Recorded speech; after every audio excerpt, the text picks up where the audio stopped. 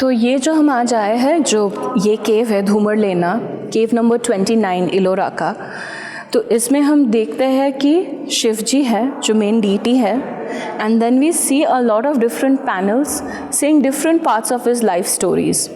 But the cave also is very interesting in the form that it has almost like 3 different parts and it has 3 different access points as well. So one of them is the one that comes by this beautiful waterfall that probably has a thundering stream coming down into the crater during the monsoons. And then when you come up from that, you see these 2 panels, one of Shiva and Parvati playing dice and Shiva getting a little mad at Parvati, and on the other hand you see them getting married. So it's almost like they're talking about this cosmic dissolution and then like cosmic entanglement, in the words of Tamara Sears. And then as you go out of it, you might also think about like, oh, like if the monsoons were the season for love, then maybe like couples might be coming here to pay obeisance to Lord Shiva while they were getting married. And then you move into the central position, the central part, the main entrance to the cave, which has 2 panels, again, on both sides of the big entrance. One is the Andhakasur Vad Murti of Shiva, where he is basically doing away with the demon Andhaka, and Parvati is kind of crouching in the corner, and on the other side you see Parvati leaning on Shiva because Mount Kailash is being shaken by Ravana. Because one thing that you see that's common in a lot of Ellora, in a lot of different places in Ellora, is this idea of Mount Kailash being shaken, and imagine this like rocky scarp, this rocky area, this mountainous region where like ascetics were living, and imagine the thundering monsoons, the echoes, the reverberations, and you see that the imagery that you see of the seismic shifts, you might also be having an experiential moment. So the sculptors might not just be depicting like something visual, but something like extrasensorial through their work as well. And then you go to the third part of this particular cave, and you see like Shiva in more of his like ascetic forms. So you see Natesha and you see Lakulisha.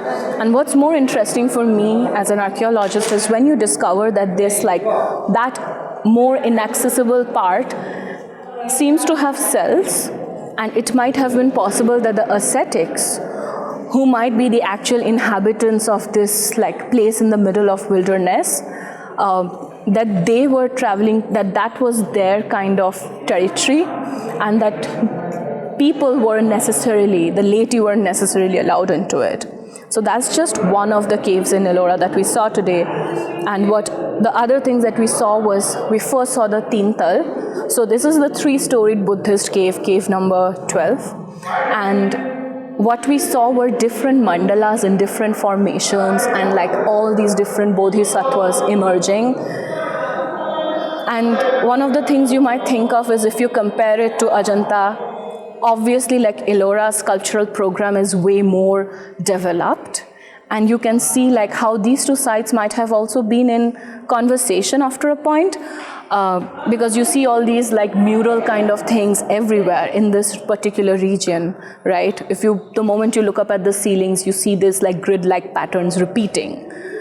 And then we also went to the Dashavatara cave, where in spite of that name, the main deity being worshipped is Shiva, and it's a melange of Vaishnava and Shaivite imagery. So if you ever want to tell people stories of both the gods together, that's probably the best cave to do it in. And there are lots of mirror imagery in that cave as well. I think you see again the Ravana shaking Mount Kailash on one side, and then you see Vishnu lifting the Govardhan Parvat on the other side, on the very other end, almost like mirroring off, playing off of each other. And then we also, one theme that we saw today was not just the geography and everything, but also the idea of a protective deity, the door guardians, the people who guard these liminal places between the divine realm, the human realm, the realm of the demons, and why they become bigger and bigger and larger. And we think about scale a lot when it comes to Ellora, with the larger than life-size imagery that you also see in this cave with the door guardians around us, around the central shrine. And then, of course, you have Elephanta to look forward to. So there's a linga right here, and there's this like the thing that contains the linga. You see there's like particular kind of iconography of the linga right here. And who you see emerging out of it is Shiva. Yes. And he seems to be protecting this person from this person, basically. So this is, I think, one of the stories of Markandeya Anugraha.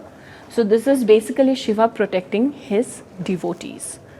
And you see him in this like very like royal like iconography. In all of these like iconography that you see today, Shiva almost seems like he's living in his palace in Kailasha. Like instead of like what I'm saying about the matted lock Shiva versus the kind of in his realm, the king of the gods kind of a Shiva, you see both forms represented in Ellora a lot. And this is a story of where this sage's father wishes for a son, and then Brahma, this god, basically says that either you have a short life and a good son, or a long-lived but kind of like a useless son. So this, so you know of this, right? And so what you see is that he gets a virtuous but a son who is supposed to die after some time. But Markandeya becomes such a devotee of Shiva that when he learns of this fate, he prays to Shiva, and then Shiva comes and protects him. So this is Shiva protecting Markandeya. But the other thing that I want to like, maybe like if you look to the other side, and I'll give some time. So remember that someone was talking about like the Ramayana stories and the Mahabharata stories that we are going to see, like Ramayana and Mahabharata, the two big epics. And what you see here visually, yes, it's Ravana. Yeah. So this is Ravana trying to shake the Mount Kailasha. And on Mount Kailash, there's Shiva. He's holding the serpent in his hand. He's holding Parvati close to his side. Parvati is holding, almost like grabbing onto Shiva. And Shiva has this like calm face here. What he's doing is, he's pressing one big toe down on Ravana. And that's how he stops Ravana from shaking Mount Kailash.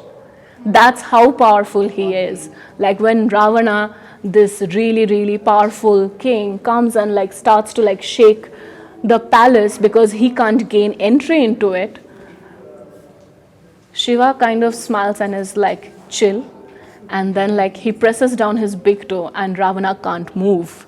Ravana is immobile. But you'll see this particular like Ravana shaking Mount Kailasha as an iconography everywhere in Ellora.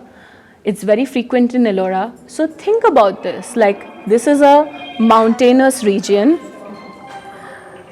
and so this is as you saw yesterday also, this is like the Deccan region, and there's like so many mountains. And when you see a mountain, you're also reminded of the seismic activity. So like the shaking, the landslides. And this is actually also like, even in spite of the fact that this is actually very stable rock, this is also on actually a seismic line, like moderate seismic activity. So think of that, think of when like this demon is like trying to shake the Kailash Parvat, and what you see is like also the geography of this place coming into play, right? Yes. When we were talking about local, translocal, you actually like tend to see this everywhere in like Ellora. So look at especially what Shiva's palace looks like. Do you see like these almost like rock cut forms Like this is not like a lotus flower that Shiva is sitting on, right? This is not even like an animal skin that Shiva is sitting on. This is the depiction of Mount Kailasha. And so what I want you to also keep an eye out for is is how Mount Kailash and Ravana and then Shiva and Parvati are depicted slightly differently in all of these different caves.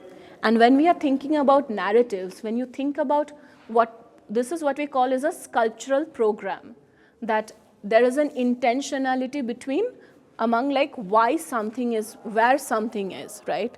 So here you have this Kailash iconography, and directly opposite to it, on that very far end of that wall, we will go there, there's, I think Vishnu is the Govardhan Parvat. Okay, so there's like a mountain and a mountain. It's almost like they're speaking to each other, right? And we are also in a mountain, technically. So think about that as you go around today. Like we think about it like this: we have left Buddha behind us now, and we are entering the realm of Shiva, we are entering the realm of Vishnu, Parvati, and we are still in this mountainous region, and keep thinking about that as we go through it.